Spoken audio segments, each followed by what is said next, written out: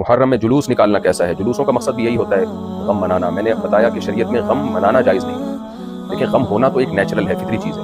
آپ جب بھی کوئی غم کی خبر سنتے ہیں تو آپ کی آنکھوں میں آنسو آ جاتے ہیں، یہ غم ہوتا ہے آپ کو، یہ تو محبت کی علامت ہے. آپ کے والدین میں سے کسی ایک کی ڈیتھ ہو جائے، آپ جب اطلاع ملتی ہے تو انسان غمزدہ ہوتا ہے، لیکن یہ نہیں ہوتا کہ ہر سال اسی تاریخ پہ وہ رو رہا ہو، غم منا رہا ہو. یہ ناجائز ہے.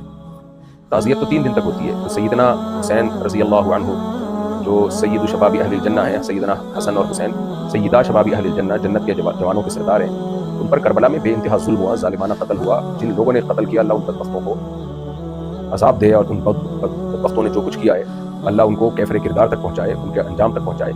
لیکن جب بھی یہ خبر ملے اور اس پہ پھر سوچ کے غم منانا، یہ شریعت میں اجازت نہیں. ہاں، جب آپ کو خبر ملے اور آپ کو نیچرلی قدرتی طور پر کوئی غم ہو جائے تو وہ تو فطری چیز ہے، یہ بلکہ محبت کی علامت ہے. لیکن سوچ کے اس کو اور جلوس نکال کے اور پھر مجلسیں منعقد کر کے یہ شریعت میں جائز نہیں ہے. اس کی ہمیں کوئی مثال نہیں ملتی. حضرت عثمان رضی اللہ تعالیٰ عنہ بھی شہید ہوئے تھے، بہت ہی ظالمانہ طریقے سے آپ کو شہید کیا گیا تھا. اسی طرح نبی صلی اللہ علیہ وسلم کے دور میں جو جہاد ہوا، جنگیں ہوئیں، آپ کے چہیتے شہید ہوئے، آپ کے لخت جگر شہید ہوئے میدان جنگوں میں، لیکن کہیں بھی نہیں ملتا کہ نبی نے ہر سال ان کا غم منایا ہو. حضرت جعفر طیار رضی اللہ تعالیٰ عنہ کی شہادت کی آپ کو خبر ملی، آپ کی آنکھوں سے آنسو جاری تھے. تو آپ کی جو ازواج تھیں حضرت جعفر طیار کی، ان کے رونے کی آواز باہر آئی، ان کے چیخنے کی آواز آئی، تو آپ کتنا غضبناک ہوئے. صحیح حدیث ہے کہ آپ نے کتنی سختی سے ان کو حکم دیا. اب جن کی جوان خوبصورت شوہر، بہادر شوہر، غیرت مند شوہر شہید ہو گئے، ان کی بیویوں کو چیخو پکار کی اجازت نہیں دی جا رہی اس موقع پہ. یہ نہیں کہ اگلے سال، بلکہ اسی موقع پہ.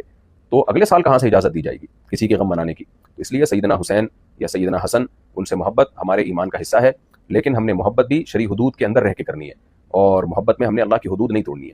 تو اس لیے جب کوئی کربلا کا واقعہ سنتا ہے، پڑھتا ہے، اور اس موقع پر اس کی آنکھ سے آنسو نکل آئیں، بیان کرنے والے کی آنکھوں سے آنسو نکل آئیں، تو یہ تو فطری چیز ہے، نیچرل چیز ہے. لیکن سوچ کے اس میں پھر جلوس نکالنا اور اس کو اس نیت سے واقعات کو سنانا کہ تاکہ لوگ روئیں، چیخیں، تو جو بہت جگہوں پر دیکھا ہے اس طرح کی محفلیں لگتی ہیں، یہ پھر شرعی حدود سے تجاوز ہے.